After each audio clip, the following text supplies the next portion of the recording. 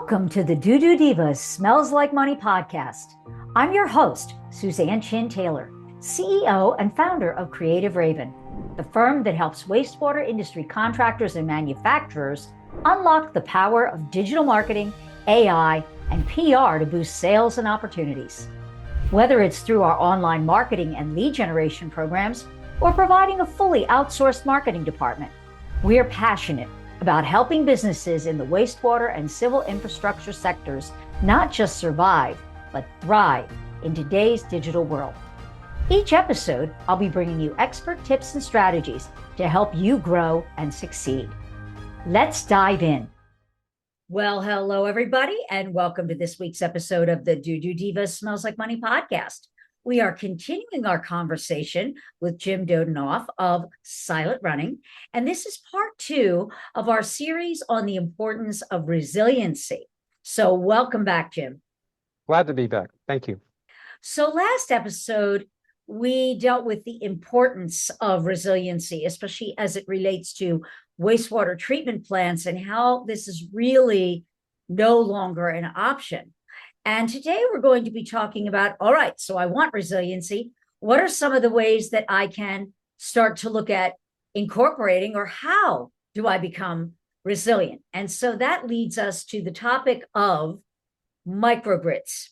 And these are really the modern engine, the resiliency engine, if you will, behind today's modern wastewater treatment plants. And so we want to demystify what microgrids really are. And it's not about being trendy. You know, when we talk about microgrids, these can really be a response to a problem that wastewater treatment plants have. And one of the things that Jim is going to help clarify for us is that we're not talking about just solar or just batteries. You know, that's what we're thinking of when we're thinking of a backup or a microgrid, but more about all of the options that are available and what a microgrid is. And so, Jim, I would say for this first part of our conversation, to put things in context, could you please define for us what is a microgrid in your mind for a wastewater operation? So I tend to like the DOE definition, which has been in place for a while. And a microgrid is a system, and it's a system that enables a site to both connect to the electrical grid that is out there, and that site could be a wastewater treatment plant. But that site, that microgrid, has sort of 3 layers. One layer is on-site energy resources. Okay. The second layer is the load, that which creates the need for electricity. And the third is the electrical infrastructure that ties it together. So the distinguishing feature of a microgrid is that a microgrid, in almost all cases, should be able to operate if there's a loss of grid power. Okay. It is a complex system, more complex, say, than just having solar array outside or battery storage outside, not to lessen those things, but the idea is that its very existence is sort of around preserving power to the site should grid power be lost. Okay. So there's this term that we talked about offline called islanding. And so I have my notes here to make sure to ask you, what does islanding actually mean in practice? Great question. A picture's worth 1,000 words, and I don't have one in front of me. But Okay. but islanding. Let me try and describe it this way. We have a big industrial plant, a wastewater treatment plant. It's connected to the electrical grid. That's done through a transformer. But there are going to be cases when some or all of that electrical power to the grid, or excuse me, to the wastewater treatment plant is lost. And when that happens, if you have a microgrid in place, what you should have the capability to do is to seamlessly and safely kind of shut down that connection to the main grid and transition to the bringing up of the power, say maybe the battery power that you have, Right. maybe a fuel cell, maybe a gas turbine on site, and rely upon that power to at least address what I'll call your critical load. So the idea is that um, sometimes you could have a microgrid that can take over the entire load, but more often than not, what you have is a microgrid that can assume what I'll call critical load to get the plant through what it needs to get through until grid power comes online. Um, so, and what might that look like? I would argue that a microgrid, if it can't take you through your critical load for at least 4 to 8 hours, probably not worth spending the money. But some plants have the ability to go through a day or two, or even more. And some plants, up in Alaska, things like that, they could be totally dependent upon a microgrid. So this concept of islanding means I'm on an island at my wastewater treatment plant, and I am operating totally on energy resources that are on my island. If from a metaphorical Gotcha. standpoint. Gotcha. So that if you needed to be, if let's say the main transmission was off for a week or more because of a natural disaster, you can be self-sufficient. You can, and the other thing I want to, yes, and the other thing I want to add is this process of going from I'm connected to the grid, it's a sunny, beautiful sunny day in January, to being down and transitioning is not insignificant. It's electrical engineering, all sorts of things. So it needs to be engineered properly so it's safe and somewhat sequenced to make sure that you're bringing equipment up that's most important for the most important treatment that you're doing at the plant. So there's a bit of this idea of people will ask about a microgrid. Well, what's your sequence of islanding? And that will really literally be a number of steps in terms of which equipment is brought up, then what happens, then what happens. It's kind of cool to watch if you Sounds see it like at it. least graphically. Yeah, it sounds like it. So, in your mind, why are wastewater treatment plants like ideal clients for this? Well, I think I've learned, even in the time that you and I have been talking, I've learned some things about wastewater treatment plants that just make them really special. How You so? know, well, let me kind of compare it with the electrical grid. The electrical grid, if a power plant goes down in general, another one can come up. If certain distribution lines go out or transmission lines, I can deliver plants differently. Most wastewater treatment plants, if the primary intake infrastructure goes down at a wastewater treatment plant, there is no other. And probably more important, I'm thinking about the big plants over here in Los Angeles. If you like the primary outlet, which is the place, where you take out the cleaned material, if that goes down, there is no redundancy. So just by the Right. nature of, or I should put it, there's limited redundancy. And if you sort of step back for a second, think of like a hospital or a hotel or whatever, there's lots of redundancy. The other thing about wastewater treatment plants is they don't have a lot of room or space oftentimes. I mean, those in rural environments do, but so and plus absolutely mission critical. Mission critical to and virtually impossible to tell people who produce wastewater, oh, I need you to certainly uh, residential folks, I need you to just stop. Industrial users, what you would tell them is, well, I need you to shut down your business. But the ripple through effect of wastewater treatment plants is not having the ability to operate crisply and efficiently is pretty big, and that's a heavy burden. So particularly when you talk about energy, it's not even on the plant itself. Then you've got real issues. So I think that's a problem that if I was a facility manager at a wastewater treatment plant, I don't need I don't need to inherit somebody else's problem. I need to deal with my problems. Right, right. Now, some of the things that you had shared with me offline, which I thought was interesting, and maybe just kind of quickly take us through these as some of the building blocks. And one of them, I can repeat them, but one of them, and I'm looking at my notes here, was internally generated fuel and CHP. And please tell us what that acronym means. Energy storage for resiliency and peak, is it peak shaving? Is that the right term? Yeah. And then there was on-site and adjacent renewables you mentioned, and that how these different components solve all these different problems and what they do and how they all kind of interconnect.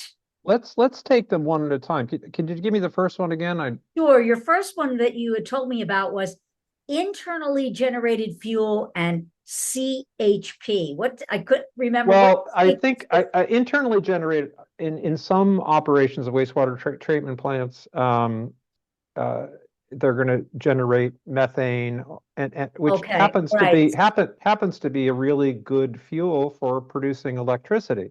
Has some carbon emissions, but in many cases, burning it on site as electricity uh, is is a carbon reducing use relative to the alternative. So CHP, I am drawing a blank, but what CHP is meant to stand for is cogeneration. And what cogeneration basically, Okay, okay, got it. what cogenerate, I don't know why I can't think of what CHP is, but It's okay. cogeneration is a very famously efficient energy process where you combine you take gas and use it to both produce electricity, which is, needed, but then you also produce heat.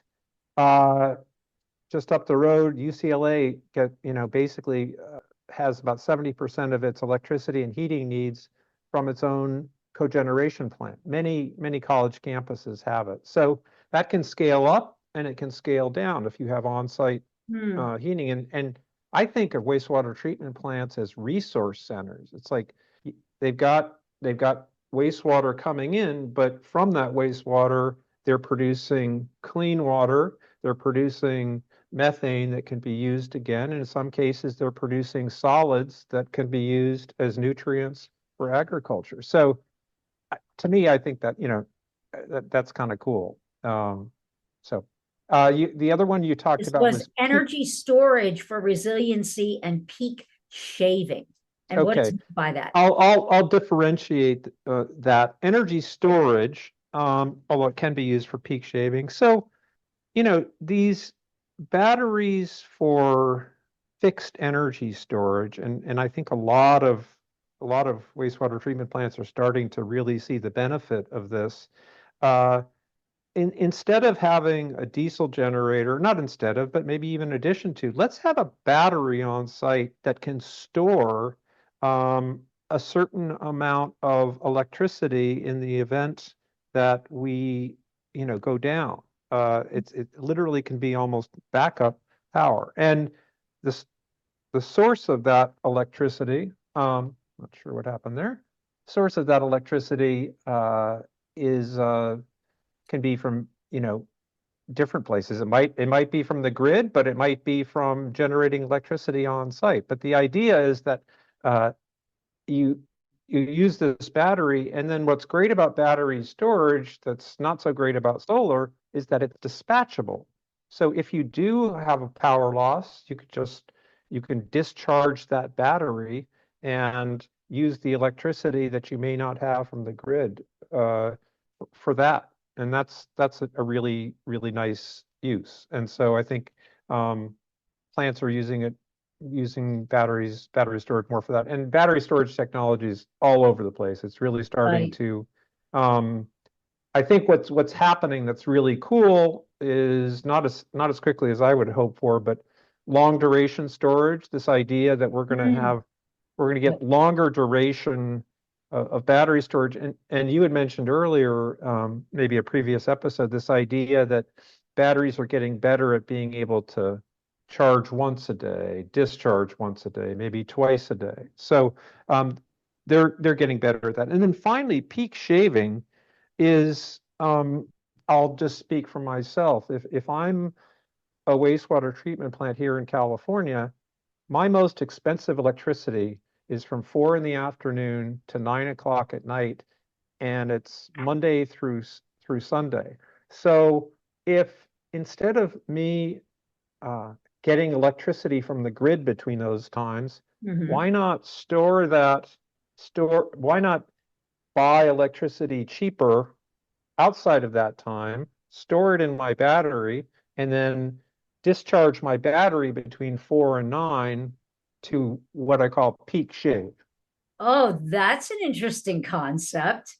Well, and the other thing about that is that it gets kind of double and maybe even triple use from the battery. So that battery, maybe you don't have an outage for 6 months. Maybe you don't need it for 6 months, but you can use it for peak shaving for that time and start to generate some revenues from that. So Right. Save yourself some money.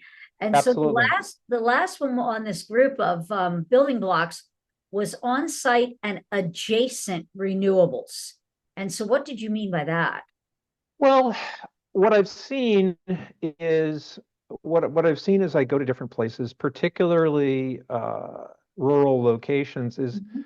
I consider wastewater treatment plants to be early adopters in just about everything. And I've oftentimes seen where maybe 15 years ago they had a kind of a solar farm that something that was I'm sorry. My electricity is kind of going on and off, but that's okay. Okay. Um, so anyway, the idea is that okay, wow, I've got this resource. I didn't, and it was great that I had it and I could use electricity during the day, but if I really want to fill this out and kind of integrate it into a microgrid kind of setup, maybe I purchase a battery so I can store some of that electricity. When I am not able to use it or there's too much of it during the day. I mean, Mhm. again, I've been to wastewater treatment plants that are in some really hot places with great solar exposure. And so the idea is taking the resources you already have and tying that into this sort of unified, boundaried microgrid is really a doable thing. So it's not like you got to throw out the old and bring in the new. And for some places, this is a great way to take advantage of wind power and the wind power you have. Not so much in California, but certainly in the Midwest, a lot of places, have those kinds of resources. So um, they can be I think the integration potential is really cool and really value adding. Right. So now I know this is going to be something that's in people's minds. Costing. How am I going to, I want to do this. This sounds really cool. I know I need to do this. So how am I going to pay for it? And so, that something you shared with me that grants or getting a bond initiative or raising rates, may not be the whole story anymore. And there's this concept of um, microgrid as a service model. And so I'd like to kind of explore that a little bit as, what are some, if you decide, all right, this is something that I need to do, how am I going to pay for this? What are my options in making it financially happen for my Okay. utility? Um, Great question, fair question. Uh, I think the evolution of the industry over the last 10 years, part of that evolution has been exactly what you described. How are we going to finance this? And uh, the microgrid as a service model, the energy as a service model is definitely rising up. And, large companies, Fortune 100 companies, engineering, procurement, and construction companies, the kinds of companies that, you know, are already in the wastewater industry Right. business, those companies realize that they can provide real value added to their customers by offering this service. And so what it looks like is just to maybe contrast, instead of me paying you X million dollars for a brand new microgrid, which is way oversimplifying, the idea is that I'm going to have you pay me for the electricity that you use from the microgrid we build here at a lower rate. So you're really kind of paying that's one model. Or I'm going to have you pay me maybe a lease or a rental rate. But generally speaking, what it looks like is I'm going to save you electricity costs over the life of this asset. That is really what it looks like. Very few people out there are going to say, oh, this is really cool. Resiliency is super important. I can't have my plant go down. Sure, I'm willing to have my electricity costs go up. But with energy as a service and other financial tools, you can actually have your levelized cost of energy go down. And the other thing I will tell you, I just finished a study on this about what's happened to electricity prices in California. They've gone up 60% in the last 5 years. I mean, right now in this country, our electricity costs are one of the most rapidly rising costs of anything. And I think, wastewater treatment folks who are responsible are seeing that in their bottom line for sure. So that's kind of how it plays out. And I think that's a more feasible sort of structure than maybe what existed 10 years ago. Right. Or having to look at a capital improvement project, a CapEx type of project. It'd be harder to, I really like that. And so that's one way. And that kind of leads us into, what we're going to talk about in our next episode was, it's great now. We've had a great review with you about understanding the technology, kind of wrapped our heads around it. And it's great. Now we know where to start, but how do we actually start? And so in our final episode in this series, we're going to wrap this up into a nice, neat little package for you of going from these things where we've talked about that almost seem like they're conceptual ideas to how do you turn them into a reality and how you can start as a plant to build your resiliency. And so, Jim, if there's anybody that's been listening today about what we've been talking about in this episode and the last one, and they want to know more about what you do there at Silent Running in terms of resiliency, how can they get a hold of you and learn more? I'm on the web. My web address is www.silentrunning.biz, and that has all my contact information on it. And happy to field your calls, and look forward to chatting with you about the issues that you're facing. Excellent. Well, thank you, Jim. Looking forward to wrapping this up with our final episode. And I hope you who are listening today got something out of this, and you'll be tuning in for part 3. And until next time, keep it flowing. Thanks for tuning in to today's episode. If you're ready to take your marketing to the next level and start increasing sales and opportunities for your business, reach out to us at Creative Raven. We're here to help you thrive in the digital landscape. Visit creativeraven.com or click the link in the show notes below to schedule a call and learn how we can support your growth. If you enjoyed the insights on today's episode, be sure to hit subscribe so you'll never miss an update. Until next time, keep growing and keep it flowing.